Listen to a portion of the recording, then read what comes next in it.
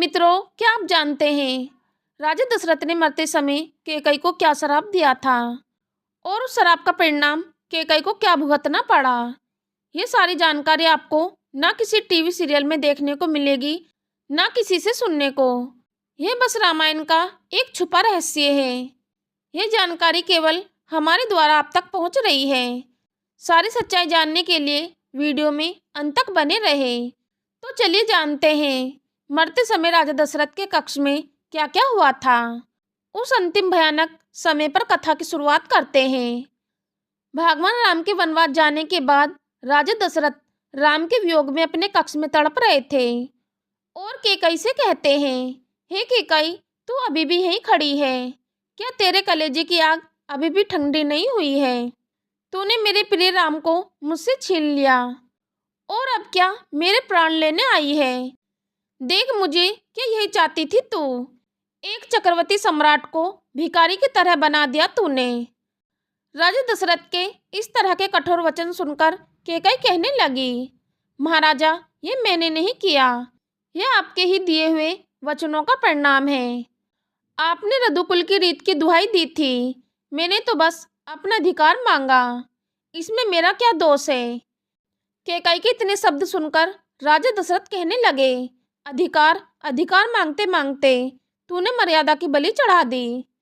कैकई, जिस भरत के लिए तूने यह सब प्रपंच रचा है, वह भरत भी तुझे कभी मां नहीं कहेगा। तूने आज सिर्फ राम को वनवास नहीं दिया, तूने अयोध्या के हर घर में मातम फैलाया है। तू रानी नहीं, तू इस वंश के लिए काल बनकर आई है।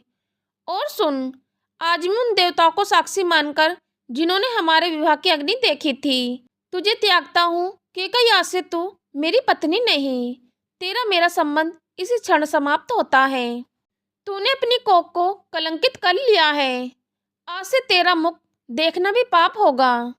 अगर तूने मेरे मृत शरीर को भी छुआ तो मेरी आत्मा को शांति नहीं मिलेगी। फिर राजा दशरथ ने प्राण वियोग में अपनी कांपती उंगली कैकई की ओर उठाई और श्राप दिया, कैकई सुन, भरत मेरा पुत्र है, पर तेरा बेटा होने का दंड भी उसे भुगतना होगा। यदि भरत ने तेरे इस कुकृत का समर्थन किया तो मैं उसका भी त्याग करता हूँ।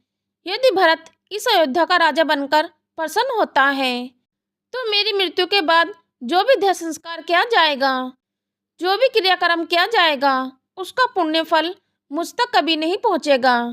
मैं प्रेत बनकर भटकूंगा, लेकिन ऐसे पुत्र के हाथ का दिया जल स्वीकार नहीं करूंगा।